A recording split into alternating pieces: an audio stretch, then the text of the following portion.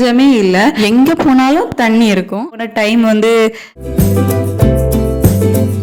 ஆயிடுச்சு. பட் என்னைக்காச்சும் ஒரு வருவேன் அப்படிங்கிற மாதிரி அவர் வந்து அங்கேயே வந்து தலையில் ஏதாவது பிரச்சனையாக இருக்குமோ, அதான் வெயிலில் போனதும் வந்துட்டு தலைவலி வந்துடுது. Hi, welcome to our channel. நம்ம இப்போ பார்க்குறது வந்துட்டு ஆடி மாதம் கடைசி ஞாயிற்றுக்கிழமை உள்ள விளாக் தான். சாரி, கொஞ்சம் லேட் ஆகிடுச்சு. ஆடி மாதம் ஃபுல்லாகவே சாய்பாபா கோயிலில் சாப்பாடு உண்டுன்னு சொல்லியிருந்தேன் இல்லை இதுக்கு முன்னாடி ஒரு வீடியோவில். ஸோ இன்றைக்கி வந்துட்டு கடைசி ஞாயிற்றுக்கிழமை அங்கே வந்து மத்தியானம் சாப்பாடு உண்டு. நாங்கள் ஞாயிற்றுக்கிழமை மட்டும் தான் வந்து போயிட்டுருக்கோம். சரி, அங்கே போய் மத்தியானம் சாப்பிட்டுட்டு அப்படியே எங்கேயாச்சும் வெளியே போய்க்கலாம் அப்படின்னு தான் பிளான். பட் அதுக்கப்புறம் எங்கே போகிறோம் அப்படிங்கிற பிளான் இல்லாமல் தான் வந்து கிளம்பி போனோம். கோயில் போகிற வழியில் பார்த்திங்க அப்படின்னா ரெண்டு பக்கமுமே நல்லா பசுமையாக வந்து இருக்கும். நிறைய வயல், தென்னை மரம், இந்த மாதிரி சூப்பராக இருக்கும் இடம். நம்ம ஊர் சைடெல்லாம் இருக்கோம்ல, அந்த மாதிரி ஒரு ஃபீல் இருந்துச்சு இங்கே போகும்போது. நாங்கள் வந்து பார்த்துட்டே போனோம், இந்த பக்கம் ஏதாச்சும் வீடு அவைலபிளாக இருந்தால் நம்ம அந்த பக்கம் மாறிக்கலாம் அப்படின்னு சொல்லிட்டு. ஆனால் இங்கே வந்து அந்த மாதிரி எதுவும் இல்லை. எல்லாமே வந்துட்டு சிங்கிள் வீடாக தான் இருந்துச்சு. இந்த அப்பார்ட்மெண்ட் மாதிரி அந்த மாதிரிலாம் வந்து எதுவும் இல்லை. பட்டு இடம் வந்து சூப்பராக இருந்துச்சு, நல்லா நேச்சராக இருந்துச்சு.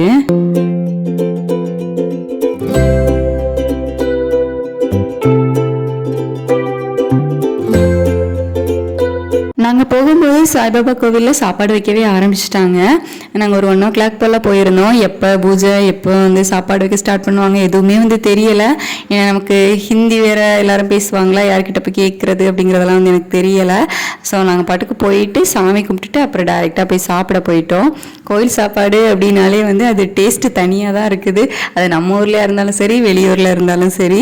சரி, கோயில் சாப்பாடு எங்கே போட்டாலும் போய் சாப்பிட்றது எனக்கு ரொம்ப பிடிக்கும். கோயில் சாப்பாடு போய் சாப்பிட்டுட்டு பேபி வந்து எனக்கு தனி பிளேட்டில் தான் சாப்பாடு வேணும் அப்படின்னு அவர் வேறு ஆடம். சரி அப்படின்னு சொல்லிட்டு எனக்கு ஒரு பிளேட்டு, அவருக்கு ஒரு பிளேட்டு, அவங்க டேடிக்கு ஒரு பிளேட்டில் சாப்பாடு வாங்கி சாப்பிட்டுட்டு இருந்தோம். டெய்லி வந்து பார்த்திங்க அப்படின்னா ஒரு பாயாசமும் வச்சுருவாங்க. அதுக்கப்புறமா வந்துட்டு இங்கே இந்த மஞ்சள் பூசணி கூட்டு, அப்புறம் எப்போவுமே குழம்புல பார்த்திங்க அப்படின்னா பருப்பு, மேக்ஸிமம் இங்கே வந்துட்டு பருப்பு தான் யூஸ் பண்ணுறாங்க. யாரை கேட்டாலும் டால் ரைஸ் பண்ணேன், இல்லை டால் வச்சு ஏதாவது குழம்பு சொல்கிறாங்க. ஸோ இங்கே வந்து அந்த மாதிரி தான் வந்து போடுவாங்க. ஸோ அந்த சாப்பாடையும் நல்லா சாப்பிட்டுட்டு அதுக்கப்புறமா தான் நாங்கள் வந்து பிளானே பண்ணோம் எங்கே வெளியே போகலாம் அப்படின்னு சொல்லிட்டு. எங்கே போனாலும் சரி, பேபிக்கு விளையாடுற மாதிரி இடம் இருக்கணும் அப்படின்னு சொல்லிட்டு ஏதாவது பார்க் இருக்குமா அப்படின்னு பார்த்தோம். எதுவுமே இந்த பக்கம் குழந்தைங்களாம் விளையாடுறதுக்கு பார்க் இருந்த மாதிரிலாம் தெரியலை. சரி, நம்ம வந்து பீச்சுக்கே போயிடலாம், ஏன்னா பீச் மண்ணில் வந்து பேபி நல்லா விளையாடுவார். சரி, பீச்சுக்கு போயிடலாம் அப்படின்ட்டு சடனாக வந்து பிளான் பண்ணி நாங்கள் வந்து பீச்சுக்கு போயிட்டோம். என்னோடய காஸ்டியூம் பார்த்தீங்களா, இது வந்து பீச்சுக்கு போடுற காஸ்டியூமாக, நான் பாட்டு கோயிலுக்கு தானே போகிறோம் அப்படின்னு சொல்லிட்டு கொஞ்சம் ஜிகுன்னு ட்ரெஸ் பண்ணிட்டு போயிருந்தேன். சரி, திடீர்னு பிளான் பண்ணதுனால அப்படியே வந்து பீச்சுக்கும் போயாச்சு. நீங்கள் எங்கே பார்த்தீங்க அப்படின்னா இங்கே நேச்சர் மட்டும் இல்லை, தண்ணிக்கும் வந்து பஞ்சமே இல்லை. எங்கே போனாலும் தண்ணி இருக்கும். அதாவது இந்த ஆறு, குளம் அந்த மாதிரி பார்த்தீங்க அப்படின்னா இருக்கும். ஸோ நம்ம போயிட்டு இருக்க பாதையிலே இந்த பக்கம் அந்த பக்கம் அப்படின்னு சொல்லிக்கிட்டு இது குளமா டேமா என்னன்னு கூட எனக்கு தெரியலை. அப்படியே அந்த பக்கமும் இந்த பக்கம் ஃபுல்லாகவே வந்து தண்ணி தான். ஸோ கோவாவில் வந்துட்டு நேச்சருக்கும் பஞ்சம் இல்லை, தண்ணிக்கும் பஞ்சம் இல்லை. ஆனால் ஏன் தான் இவ்வளோ ரெண்ட் எல்லாம் அதிகமாக இருக்குதோ அதுவும் எனக்கு தெரியல. ஸோ ஒரு வழியாக வந்து நம்ம பீச்சுக்கு போய் ரீச் ஆகிட்டோம். இது என்ன பீச் அப்படின்னு சொல்லிட்டு கொஞ்சம் வெயிட் பண்ணுங்க, வீடியோவில் நான் காமிக்கிறேன். ஃபைனலி நம்ம வந்து பாகா பீச் தான் வந்து வந்திருக்கோம். இதுக்கு முன்னாடி நான் வந்து ஊரில் இருக்கும்போது இந்த ஃபோனில் யூடியூப்லலாம் வீடியோஸ் வரும்ல, அதெல்லாம் பார்த்துட்டு பிரம்மாண்டமாக இருக்கும், அப்படி இருக்கும் இப்படி இருக்கும் அப்படிங்கிற மாதிரி எல்லாரையும் மாதிரி நானும் கோவா பற்றி நிறைய கற்பனைலாம் பண்ணி வச்சுருந்தேன். பட் இங்கே வந்ததுக்கப்புறம் ஹவுஸ் அப்படி ஆகிடுச்சு. ஏன்னா அவ்வளோ பெருசாக வந்துட்டு எதுவும் இல்லை. ஒருவேளை நாங்கள் போன டைம் வந்து ஒரு 3 மணி 4 மணி அந்த மாதிரி இருக்கும். ஸோ அந்த டைம் வந்து சரியில்லையா அப்படிங்கிறது வந்து எனக்கு தெரியல. பட் பெருசாக வந்து எதுவும் இல்லை. பீச்லேயும் வந்துட்டு அலைலாம் ரொம்ப இருக்காது அப்படிங்கிற மாதிரி சொன்னாங்க. பட் நாங்கள் போன அன்னைக்கு வந்து ரொம்ப நல்லாவே வந்து அலைலாம் அடிச்சுது. பேபி வந்து தண்ணி அப்படின்னா ரொம்ப பயப்படுவார்.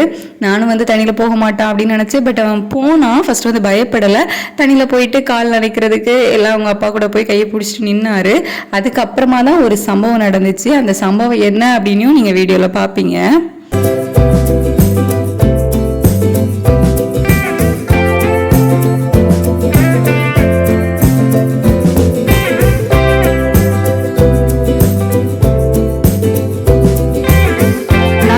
வந்தே 3 மாதம் ஆயிடுச்சு. பட் என்னைக்காச்சும் ஒரு நாள் உலக அதிசயமாக தான் இந்த வெயிலை பார்க்க வேண்டியது இருக்குது. ஸோ அந்த மாதிரி தான் நாங்கள் போன அன்னைக்கும் வந்துட்டு பயங்கர வெயில். ஒரு நாள் வெயிலே வந்து அங்கே தாக்கு பிடிக்க முடியல. அந்த ஒரு டாக் பாருங்களேன், அது பாட்டுக்கு கடலில் இறங்கி கால் நனைக்க ஆரம்பிச்சிடுச்சு. அவ்வளோ வெயில், அதுக்கே வந்து தாங்க முடியல போல. வா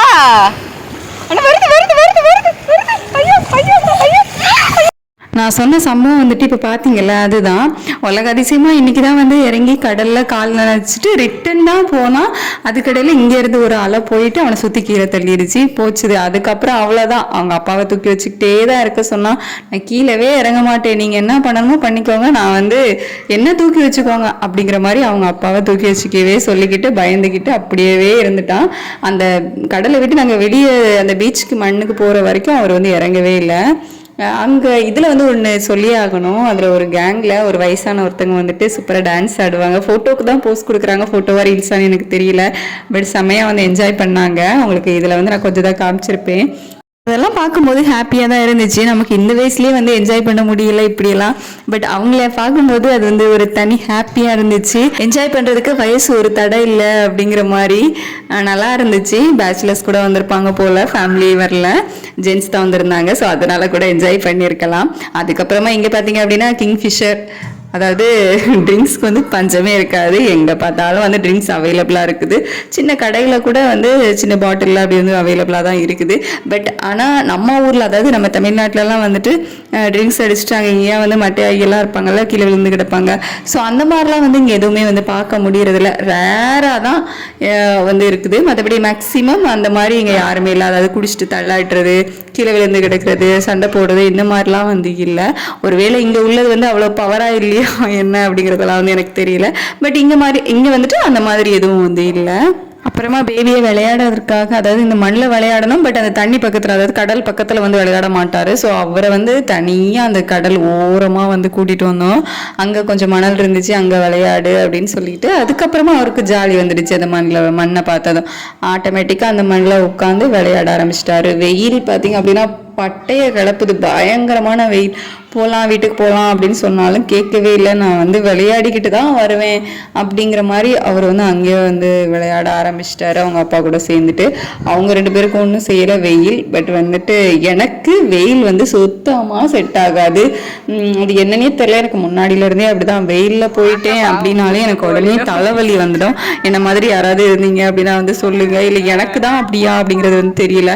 நான் வேற ஓவர் திங்கிங் பண்ணுவேன். நமக்கு வந்து செட் ஆகலை, ஒருவேளை வந்து தலையில் ஏதாவது பிரச்சனையாக இருக்குமோ, அதான் வெயிலில் போனதும் வந்துட்டு தலைவலி வந்துடுது அப்படி இப்படின்னு சொல்லிட்டு நான் பாட்டுக்கு ஓவர் திங்கிங் பண்ணுவேன்.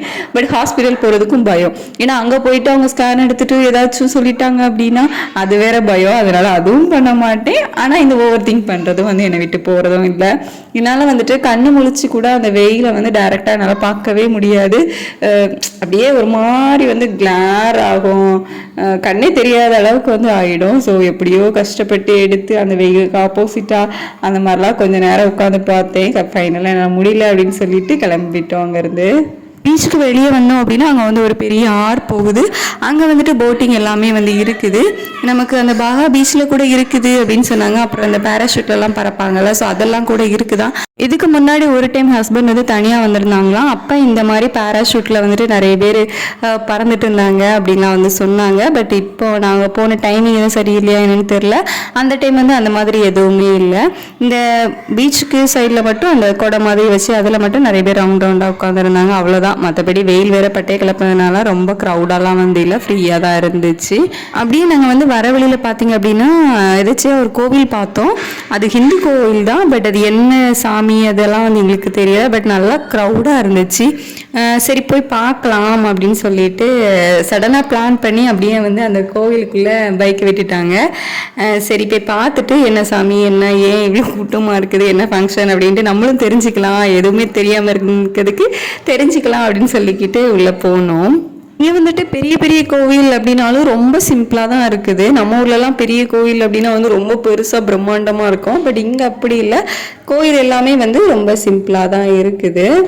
ஈவினிங் டைம் வேறு, அங்கே மண்ணில் விளையாடின டயர்டில் பேபி வந்து தூங்கிட்டாரு. என்னோடய ஃபேஸை பாருங்கள், அந்த நான் காலையில் எப்படி வந்து கிளம்பி போனேன், இப்போ என்னோடய ஃபேஸே வந்து மாறி போச்சு அந்த வெயிலில். இங்கே உள்ளே போய் பார்த்தாக்கி கிருஷ்ணர், அதாவது விஷ்ணு தான் வந்து இருந்தாங்க.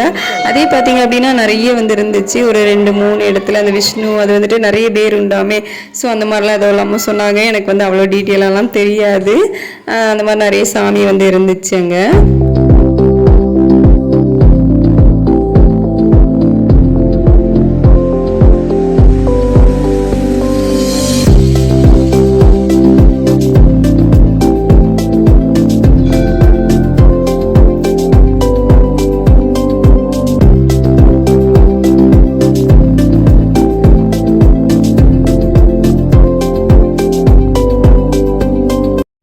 கும்பிட்டுட்டு அப்படியே அங்கே கொஞ்சம் நேரம் ரிலாக்ஸாக உட்காந்துருந்தோம். ஸோ பேபியை முடிச்சு கொஞ்சம் விளையாடினாரு. அதுக்கப்புறமா அங்கேருந்து கிளம்பி சண்டே வேறு, ஸோ அந்த வீக்குக்கு தேவையான காய்கறியெல்லாம் வாங்க வேண்டியது இருந்துச்சு. மப்சா போய் வாங்கிட்டு வந்துடலாம் அப்படின்னு சொல்லிட்டு ஃபஸ்ட்டு ஏடிஎம் தான் போனோம். ஏன்னா மப்சால் அவ்வளோவா வந்துட்டு நம்ம வந்து கேஷ் தான் கொடுக்குற மாதிரி இருக்கும். அதனால் கேஷ் ஏடிஎம்மில் போயிட்டு கேஷ் எடுத்துகிட்டு அதுக்கப்புறமா மப்சாக்குள்ளே போயிட்டு அங்கே பார்த்திங்க அப்படின்னா நிறைய கடைகள் இருக்கும்.